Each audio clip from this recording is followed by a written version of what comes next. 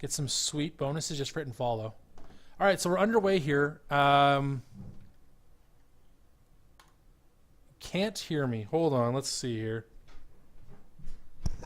Do you have me muted by accident?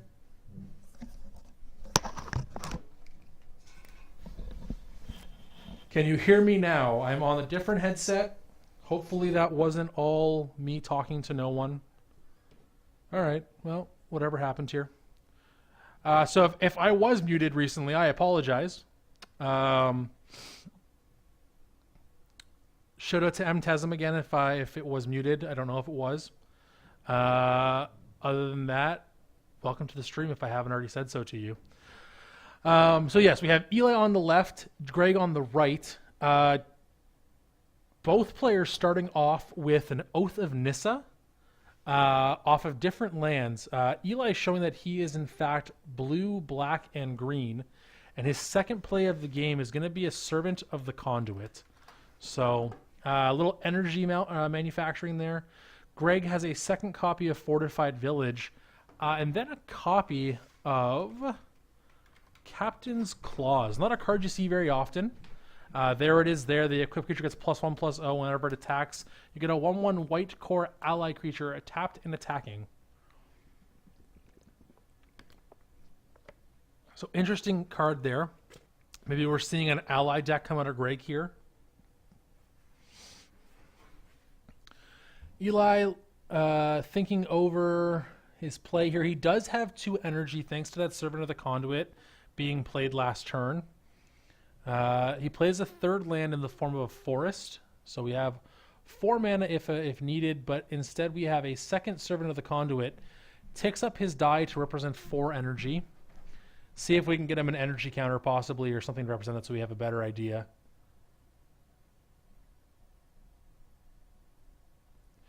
And looks like no attack from Eli. Instead, just passes the turn back. Interesting. Greg puts down Nissa, Voice of Zendikar. This is a Planeswalker we actually haven't seen in a while. She was very popular when Green-White Tokens was running rampant, of course. This, I mean, you know, if I didn't know the date, you could tell me this was, you know, a few months ago, and I might believe you. Maybe even up to a year ago, almost at this point, with Green-White Tokens being so popular as it was. But Captain's Claw is always a little different, but does indeed make tokens. Makes that plant attack as well. It's pretty sweet. So Eli is going to sacrifice an Evolving Wilds, get another Swamp, so has access to all his colors, still has, of course, 4 energy if he wants to use those servants for mana. Again, if you're Greg, you have to wonder why he didn't attack last turn with one of the servants that was untapped. Here we're going to see a Ruinous Path come down and deal with the Nissa. So pretty easy cleanup there for Eli. No real concern over the Nissa. She got a plant out, but a 0/1 is not going to do much to stop this board. And again, another pass of the turn. So again, no attack from Eli. Not too sure if maybe he has counter magic up, or you know, some sort of pump spell possibly. Who knows? So another copy of Captain's Claws, and you know, equip onto the plant. In it comes. Gets 2 core ally tokens tapped and attacking. There we go. Attacking for 4. I like it. He's going to go ahead and block one of the core allies. It's going to take 3 damage thanks to the plant and the second ally. And that plant is doing work now. I have to say that's probably the most I've ever seen a 0/1 plant swing for. So I'm still not entirely sure what Eli's main game plan is with his deck. I don't really know what archetype I could label him as yet. Could be his own little homebrew as well, so I mean, may not really have an answer. But looks to be possibly a control-oriented deck.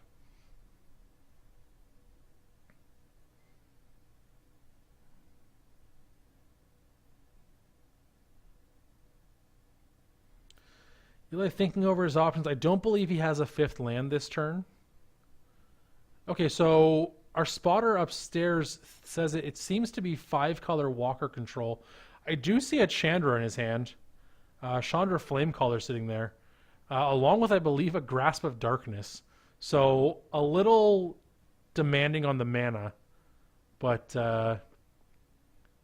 could be a cool little brew. So an attack for 4 this time is coming across. So Greg is going to fall to 16 thanks to those 2 Servant of the Conduits.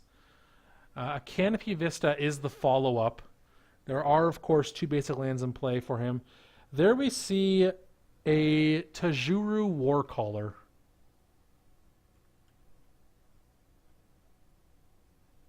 This is going to buff just everything. Let's see if I can remember how to spell this.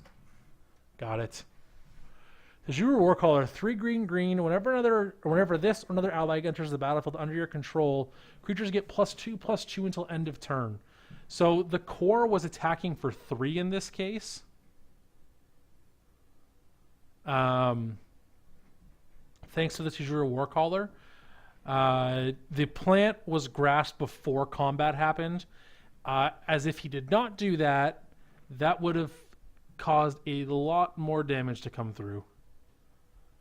As each of those tokens would have triggered the Warcaller again, and that would have made an additional +12 damage coming across. Thanks to the 3 creatures. There we see Obnixilis Reignited.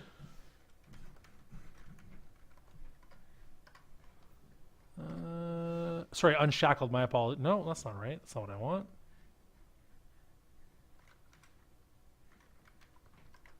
There we go, yes. Obnixilis Reignited. It looks like he's gone for the -3 destroy target creature mode, targeting that Tajuru Warcaller to make sure it doesn't get too out of control. And it looks like he also opted to leave his servants back on defense.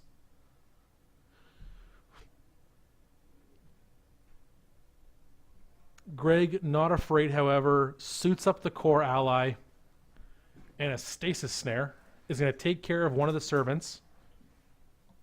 In he comes. 2 more core allies accompanying this attack. He could be going at Obnixilis here because this would guarantee the kill on him, as he does have at least 2 unblockable damage. The servant can chump one of the 1/1 just to get a free block, which is fine. Ob will still die. All right.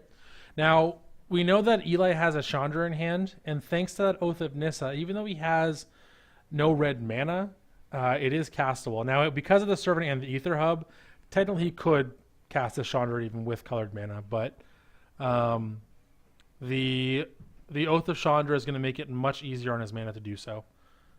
It looks like I saw a 3rd copy of Servant of the Conduit in Eli's hand as well. Did not... Flame Tendrils. All right. So, main deck control out of Eli here.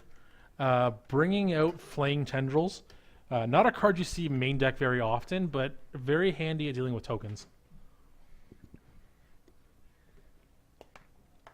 However, Oath of Gideon is going to say, I'll bring my tokens right back, good sir. There is the Oath.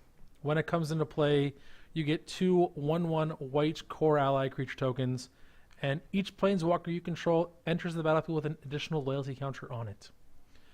To finish his turn, Greg suits up both of the core allies with his 2 Captain Claws, representing an attack next turn for 6. This looks to be Chandra coming down, and it is. That will cost 1 energy for Eli because the servant does require energy no matter what to use mana.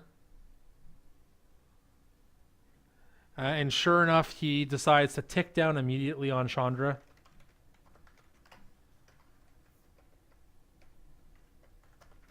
And just instantly deal with all these tokens. And handily enough, leaving the servant alive because it is a 2/2.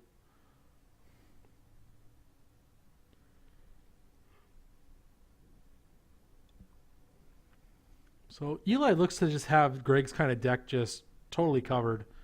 Another Oath of Gideon. They are legendary, so that will make him sacrifice one. Not a big deal. He still gets his allies. Chandra can simply -1 again if she wants to. Wipe the board again. He left open mana this time. Didn't equip the Craters or the Captain's Claws rather. Yep, but Eli's gonna go ahead -1 again. Greg just says, yeah, they die.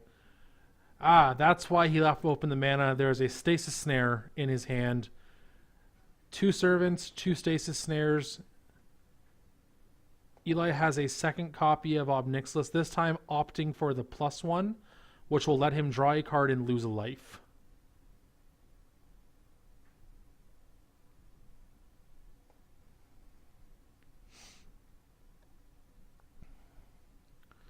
So Eli is in pretty firm control of this game. Greg has no board to really speak of. He has a lot of lands, of course, but nothing to really go with them, except for those Captain's Claws and those Oaths. I haven't seen Oath of Nissa's square off in a long time. That used to be one of the 1-drops of choice. Seems to have fallen to the wayside now, but who knows? So Eli has cracked an end of turn. Evolving Wild's got an island for himself. Draw for the turn, I believe, was a copy of Ether Hub. Chandra has that lovely ability of discard your hand, draw that many cards +1.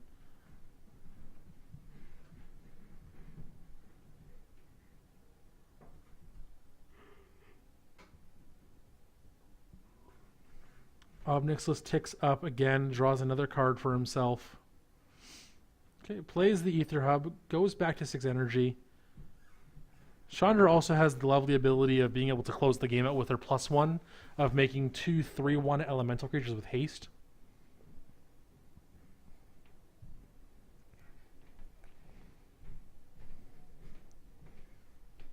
Here we're going to see a Nissa Vital Force. So Super Friends coming out to play.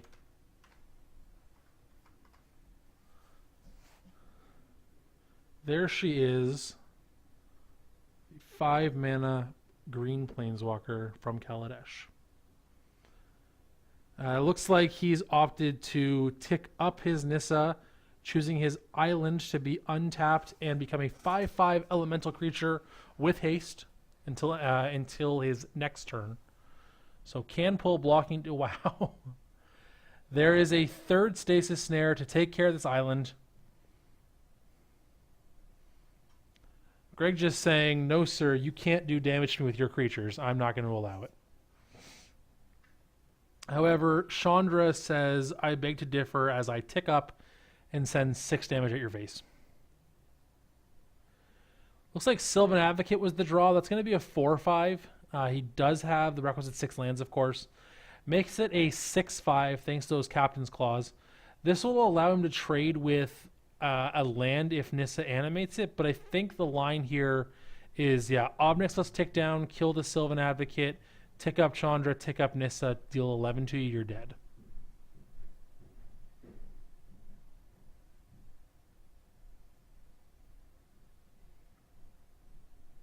I think Eli's just doing the math in his head to make sure. Making sure he doesn't miss anything here.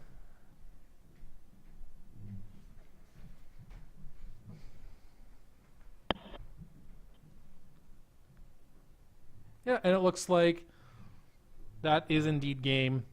I believe he just signified, I'm going to go tick up, attack you for 11. Can you stop it? Greg said nope.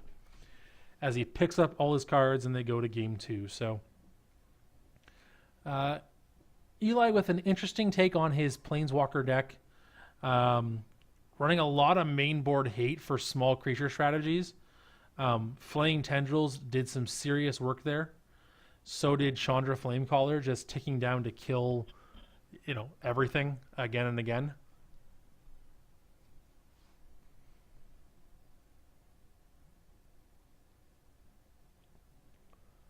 So moving into the sideboard, I'm not sure if Greg has them, but Gideon ally of Zendikar, very, very good. Still, his tokens, of course, die to the Flaying Tendrils, but he himself is a 5/5 that gets to attack, which is pretty significant. Especially when Eli's removal, like Grasp of Darkness, Chandra Flamecaller, Flaying Tendrils, just don't do anything. Now, we obviously saw Ruinous Path out of Eli, so we know he does have some number of answers to those Planeswalkers. But how many he plays is still a mystery here, so... sideboard-wise, if I remember the old green-white sideboard, this is obviously a little different. It looks like it's also got an ally theme to it.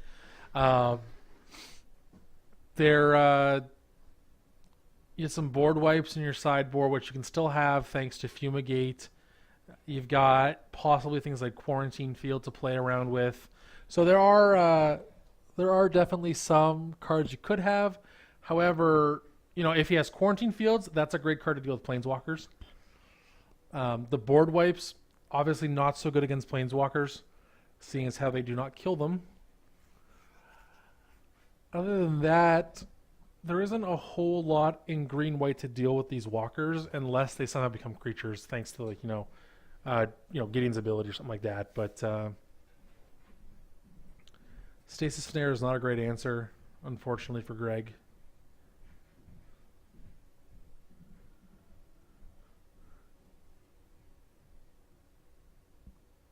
Greg looks over his opening 7, deciding what he wants to do here. I believe he has opted to keep his hand as Elijah presents and looks at his opening 7 as well. Okay.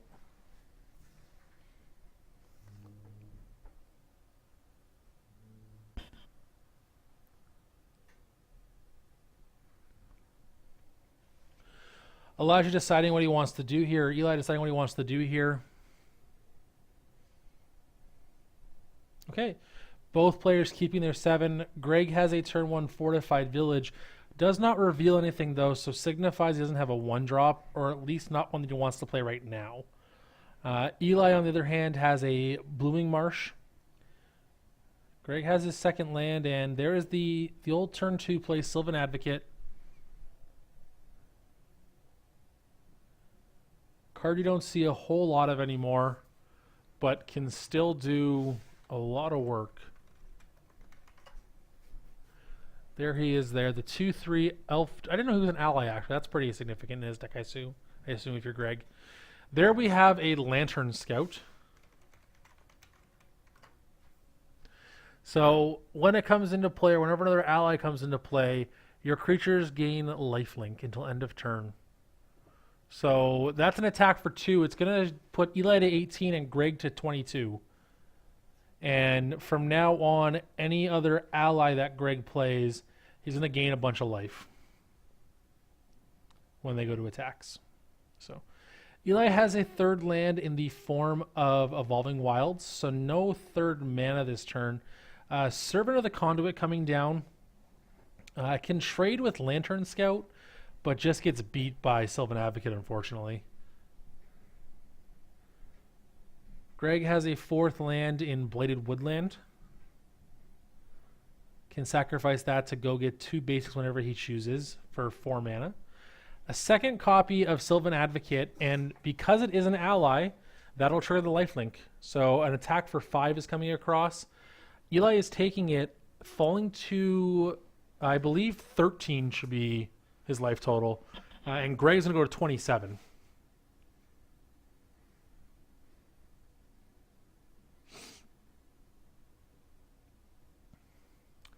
There we see Eli sacrifice his Evolving Wilds to go get a basic land from his deck. Fix his colors maybe, find himself another threat hopefully next turn to cast. So we'll have to see what Eli can manage here. He is facing down much more impressive creatures than 1/1 tokens. So he does have a little more work to do this time.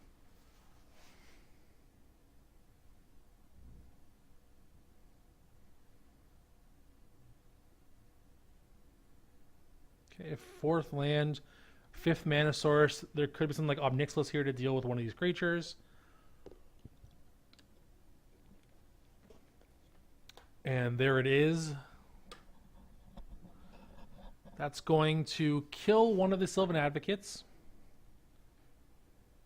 It's going to die, though. It's just going to trade for... It's going to be a 1-from with the Sylvan Advocate on Greg's side of the field.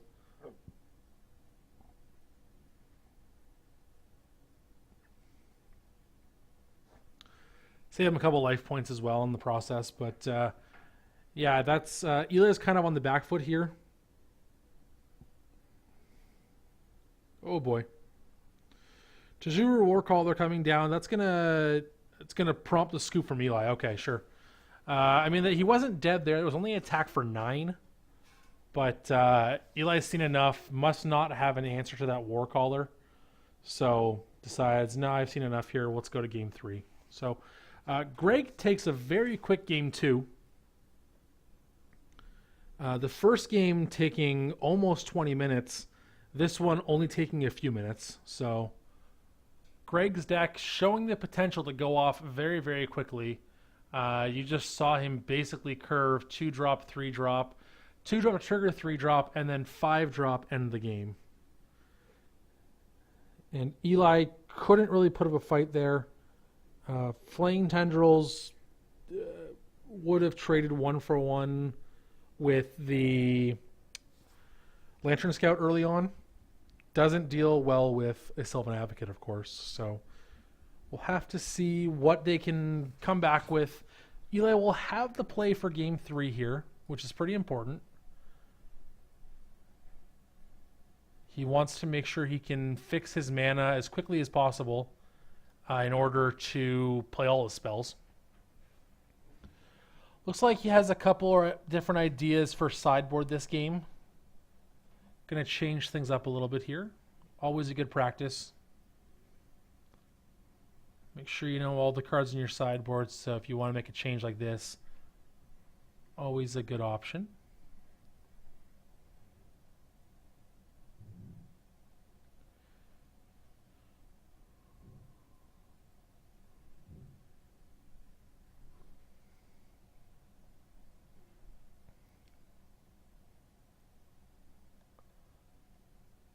Greg patiently waiting. Eli just finalizing his sideboard choices, making sure he's got everything he wants. Doesn't want to lose because he forgot a sideboard card or something like that. So here we are, players drawing their opening 7. Again, Eli will be on the play. I think Greg is just strictly green-white allies. I saw even retreat to Amiria in his hand. So Greg does, however, take a mulligan here to 6. I believe there was either very, very few or no lands in his hand. So not playable. Ships it back. Eli is taking a look at his 7. Looks like he has decided to keep his hand. So we're going to have Eli on 7, Greg hopefully on 6. Hope it doesn't go any lower than that. Once you get lower than 6, you start running into some very, very bad situations. So we'll see what Greg can find here. Looking over. Looks like he has decided to keep. He's going to scry to the bottom. Get rid of that retreat to Amiria, it looked like. Eli is going to start things off with a Botanical Sanctum and an Oath of Nisa. So back on the turn 1 play.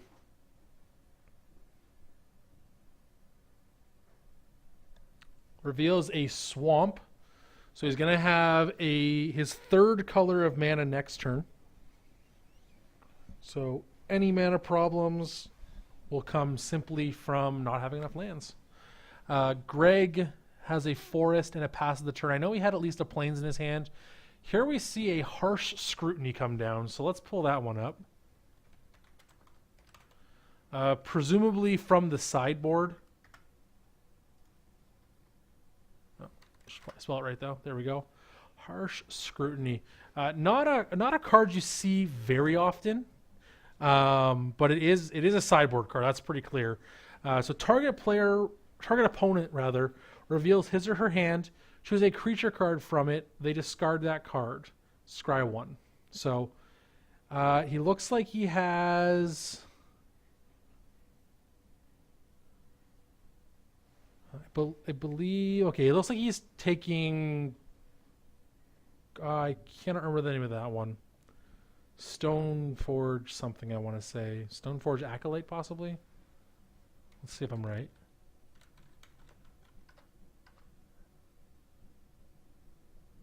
No, I'm wrong. It's Stonehaven Outfitter. All right, let's pull that one up instead. There he is. Equip creatures you control get +1/+1. Whenever a creature you control dies, draw a card. Not a bad little card. If you have the cards to go with it, of course. Also an ally, of course, so very important to Greg's deck. Here we see a turn 3 Servant of the Conduit from Eli. Greg has his third land, and here is an ally that I also can't remember the name of. Clearly didn't play enough Oath of the Gatewatch. There we are. Veteran War Leader.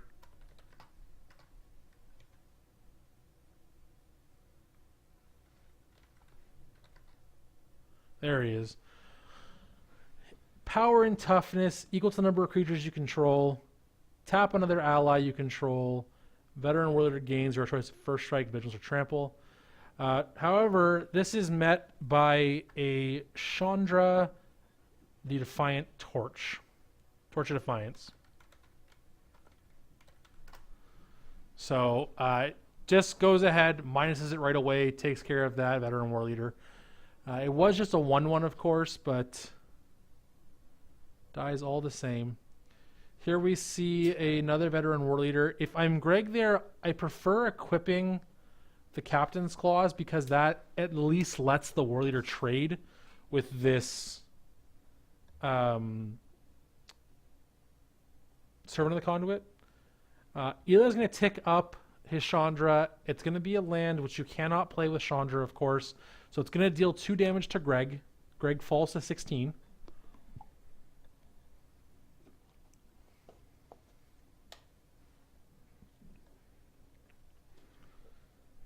Eli, that's a murder. So that deals with that Veteran War Leader. And just pass the turn back. Another land for Greg. Believe that's his 5th land this game so far. 3 counts out 3, puts down a Nissa, voices Zendikar. I did see in Eli's hand there was a copy of Ruinous Path, so this Nissa is not long for this world, unfortunately, for Greg. The plant is going to be a 1/1, thanks to the Captain's Clause.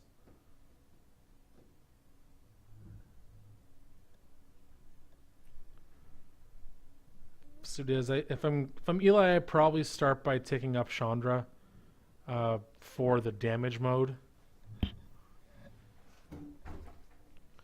Eli has a copy of Choked Estuary. Doesn't reveal any lands to it. Just lets it come into play tapped. Shows a Grasp of Darkness. So this can be cast.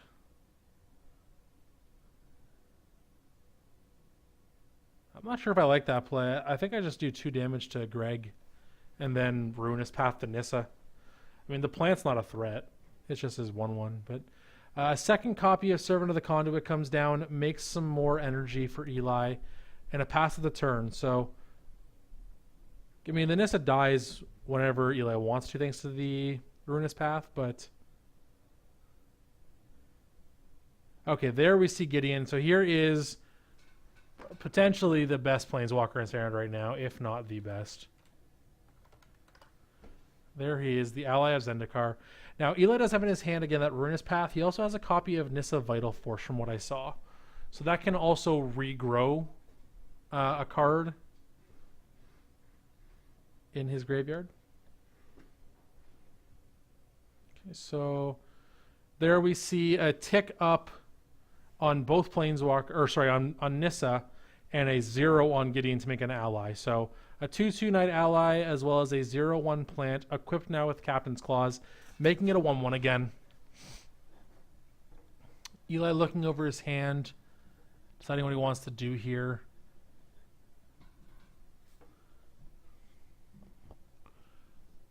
I think if I'm Eli again, I start by ticking up Chandra for her reveal ability. It's just free damage to planeswalkers, really.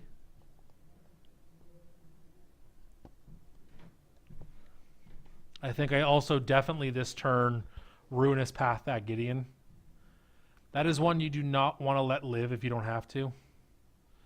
Looks like Eli decided to make mana with his Chandra here, though, so it makes 2 red mana. Might be going for Nissa Vital Force, possibly. Using an energy here. Okay. Does opt to go for the Vital Force. We'll bring her back up here. So it's not a true regrowth. My apologies there. It is only target permanent card from your graveyard to your hand. Doesn't get back into the sorcery. So we can't regrow this Ruinous Path. But this let him, if I'm not mistaken, float blue or float black mana, untap it, use black mana again to kill Gideon with that Ruinous Path, which is definitely the correct target.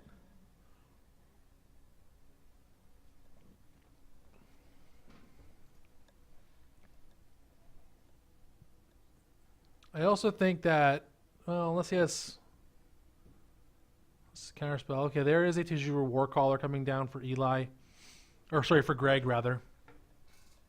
So this is going to make a, it's going to be a 4/4 Knight ally token attacking along with, oh boy, it's going to get big really fast, actually, I lied.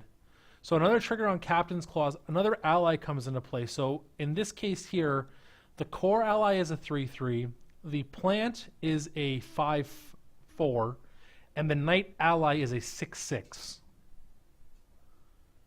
I don't know where these are attacking. He does have the ability to kill one of these planeswalkers. It'll be Eli's choice which one dies if he is doing that. Okay, so it looks like he's having the Knight ally go at Chandra and the other 2 go at Nissa. I think... Okay, that's fine. Okay, so it looks like actually... He made the Botanical Sanctum a 5/5. Okay, so...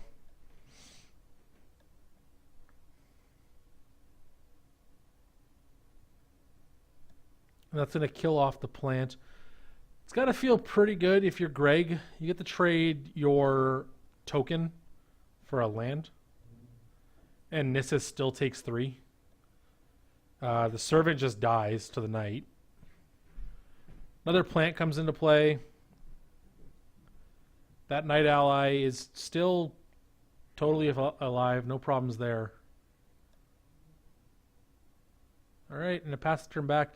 So Eli needs something now. This board is, thanks to that Warcaller, gotten a lot scarier when you combine it with Captain's Claws.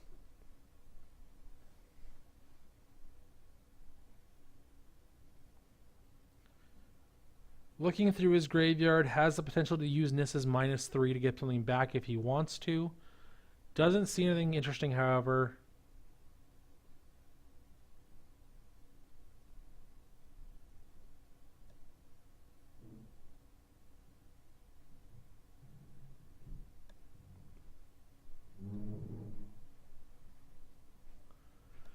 Thinking about what he wants to do here. He's going to start by ticking up Chandra. Liliana the Last Hope is revealed. That is able to kill a plant or a Knight ally, or a core ally rather. No, that's not going to die. Unless it's a 2/1, but I don't think it is it? Oh, it's 2/1. That's actually really huge. Well, there you go. That's a good target. Eli found his way out of that situation. And thanks to Oath of Nissa, Liliana being able to be cast off at any lands he wants. So that's always helpful. There we see Eli making his forest a 5/5. We could see an attack here.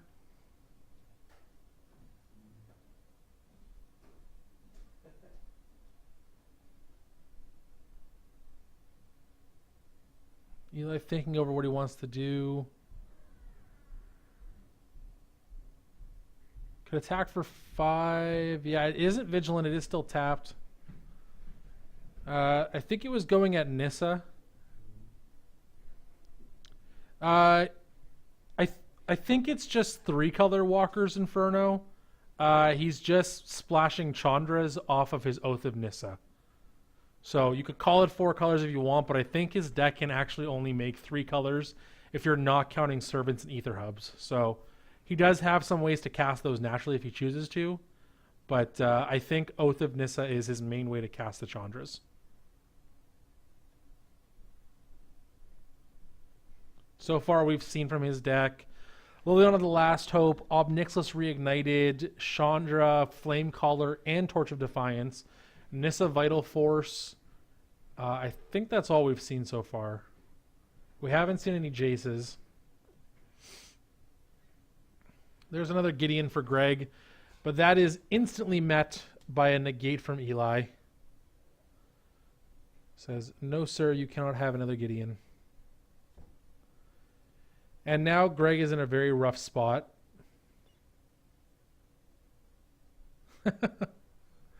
I think this is just Eli playing around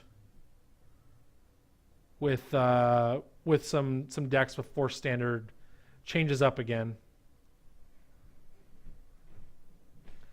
I mean, Oath of Nissa lets you do whatever you want as long as you have one of them in play. So you could also play Dovin Bonnet all you want if you really wanted to, but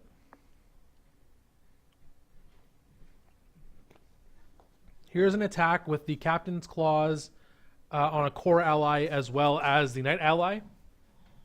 This, of course, brings into play a second core ally. We're going to see a trade with the Servant of the Conduit. And it looks like Nissa takes 3. If I'm in Greg's shoes, however, Liliana is a bigger threat than Nissa. Liliana has the ability to just kill all of your creatures except for that Knight ally. And her ultimate you can't beat.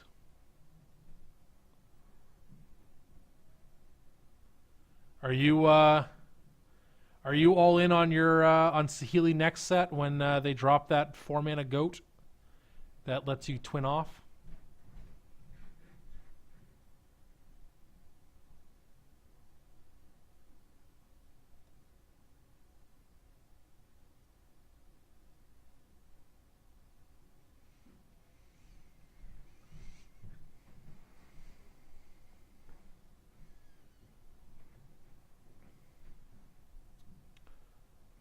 Eli thinking what he wants to do here. He's in firm control of this game. I mean, if I'm Eli, I mean, Nissa only has 1 ability, obviously. She can only go up. Chandra says, deal 2 damage. It's going to go over to Nissa, the Voices Zendikar.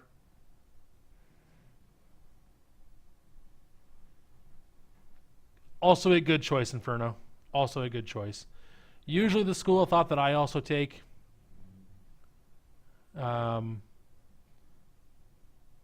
But I don't play nearly as much now as I used to, so.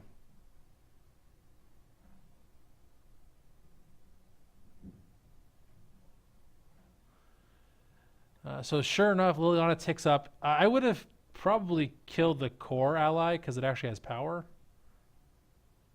Oh, I guess it was a blocker though. So yeah, he gets to kill us this way. Fair enough. So yeah, Nissa down. Eli's walkers are open to be attacked this turn, of course. So there is potential for 4 damage to make that 5 damage. So he has the option now to kill Liliana if he wants.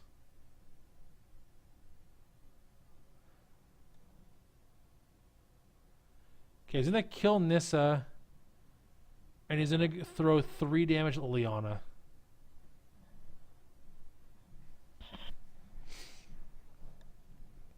I'm not sure it's stalling so much as he wants to make sure he's taking the right line. Eli is very deliberate, wants to make sure he's doing everything correctly. Inferno, thank you very much for the follow. We appreciate that. We'll send you a Whisper for a 10% off discount to top8gaming.com. So get some of those new standard cards when they come out at a cheaper price.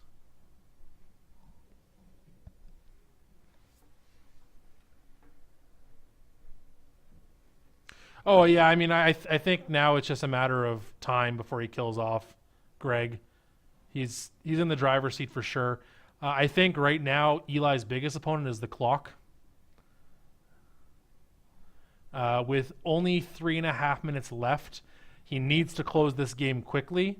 A Chandra emblem does that very nicely, but he doesn't have many cards in hand, so he's kind of been working off the top of his deck, along with Chandra's pickup.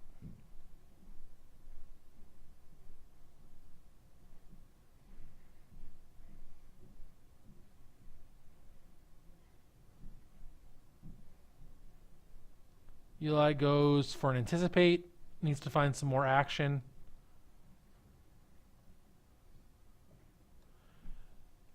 Looking at 2 lands, I believe, as well as an Oath of Nissa. So, I mean, I think that might not have been a land, but if that was a land, I don't like that.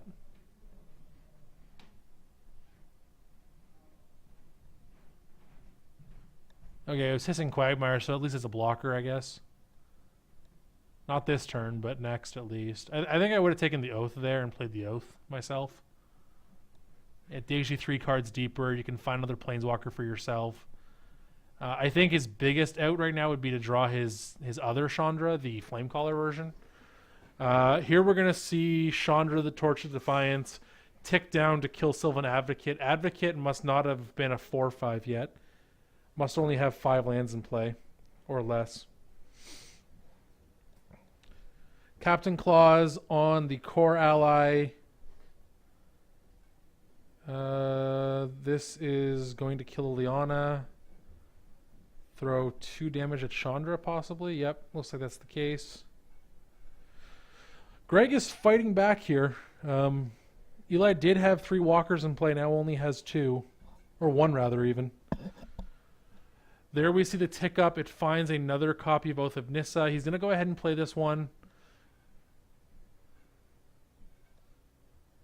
Yeah, Sorin's a pretty good way to win games too.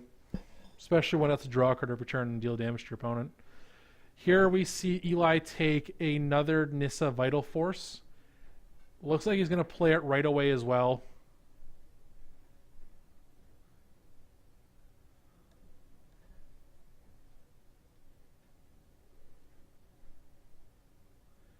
Along with an Ether Hub. Nissa is going to... Looks like he's looking at regrowing a permanent from his graveyard, rather. Potentially Liliana. I think this turn you want to tick up, though, and have a blocker, because you can't cast whatever you get back anyways, so there's no point in having it in your hand now. He already used Chandra. Chandra found the Oath.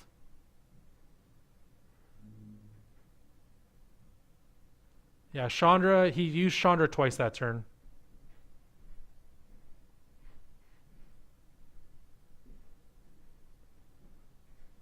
We'll need to get that card if we can, because, yeah, he used that twice, which you can't do, obviously. Yep, nice easy fix. Just put the hollow back on top, I guess. So they actually have about 2 minutes left. So the clock, even though that's time, is not actually correct. Got another minute or 2 to go here. My spotter will let me know when their time is up. And then we can look at turns. I think a game that looked to be firmly in Eli's control is now slipping away. I don't think he'll lose the game, but I don't think he's going to win either, so it's going to be a draw.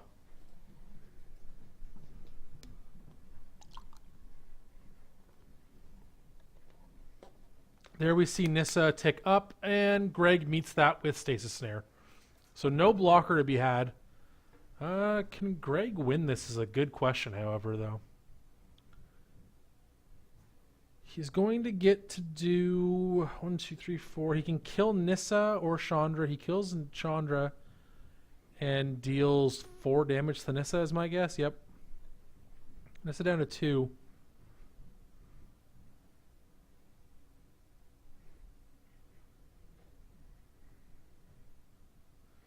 Hissing Quagmire is still in Eli's lands. So he does have a potential blocker there, along with another untapped land if he wants to use Nissa's +1, which is all he can use right now. So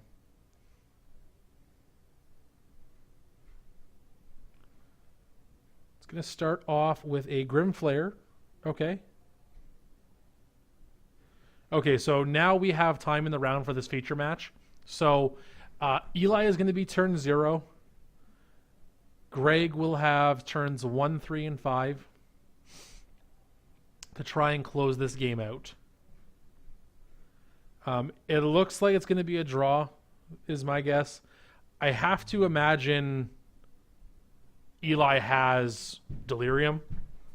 He has at least Enchantment, Land, Planeswalker, and he's also played Grasp of Darkness, so that's instant. So there we have 4. So we have a 4/4 Grimflare. Turn 1, oh, okay, that's going to speed things up nicely. Tajur Warcaller comes down, gives them all a trigger, gives them all another trigger. So the one that just came into play is a 3/3.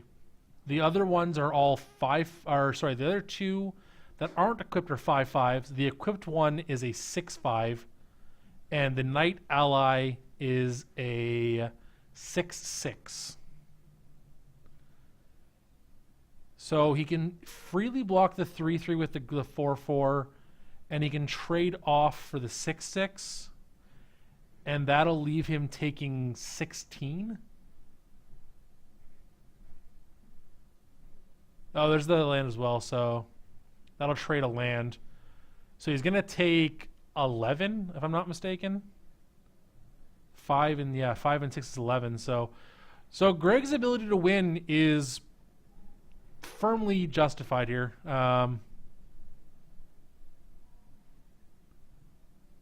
Yeah, that was a swing. The land does also die. Did trade with a 5/5.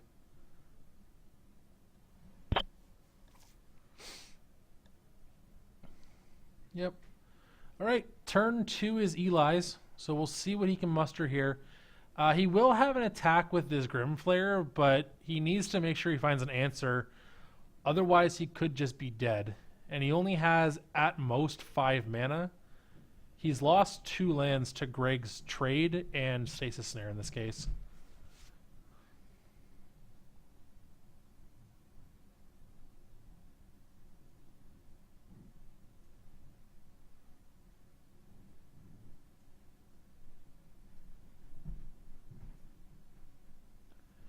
Yeah, we'll still do the 3 rounds on camera, Martin.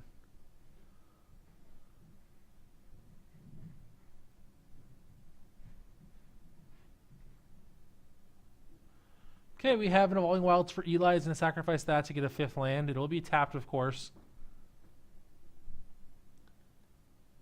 It is turn 2. The die is representing that for us. Yeah, it looks like once we're done this round, we're going to have our Modern. It's going to start pretty much right away. So it should be just from this right to Modern for the remainder of the night.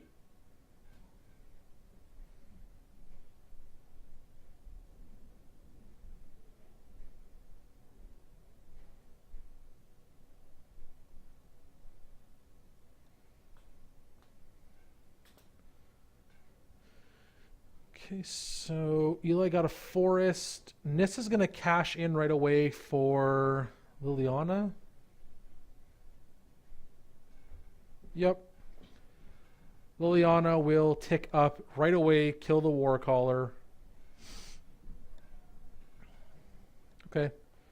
So Grimflare is able to attack here. It's not likely Greg dies on the crackback, or Eli dies on the crackback, unless there is a 3rd Tajura Warcaller coming down. Oh, where are you, Inferno? You're obviously not local, as we did not get snowed in here, so. Or Nicola did, apparently. Here we have a veteran war leader come down for gray. It's going to be a 3-3 right now. Will be a 4-4 if he decides to attack.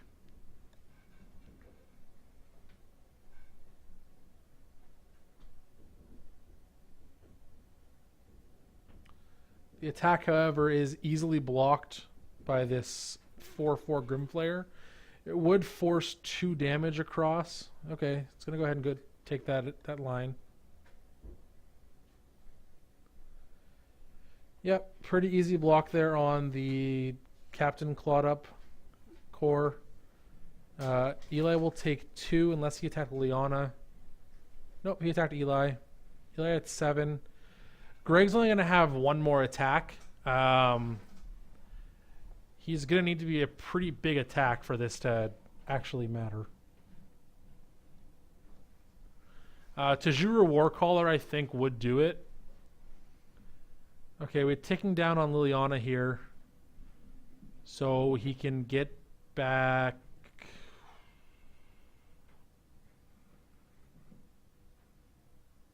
Oh, nice. Yeah, you must have a lot more snow than us, obviously, so... We had some light snow falls, nothing serious, so... But thanks for tuning in, we appreciate it. And yes, we'll have 3 rounds of Modern to give you tonight, so you get all your Modern action through us.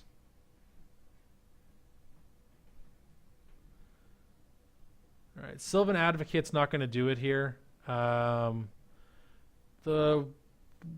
War Leader is going to be a 5-5 when it comes across, but that's not going to be enough. Unless Eli blocks a token, it won't be lethal. Yeah, no, he's fine. Yep.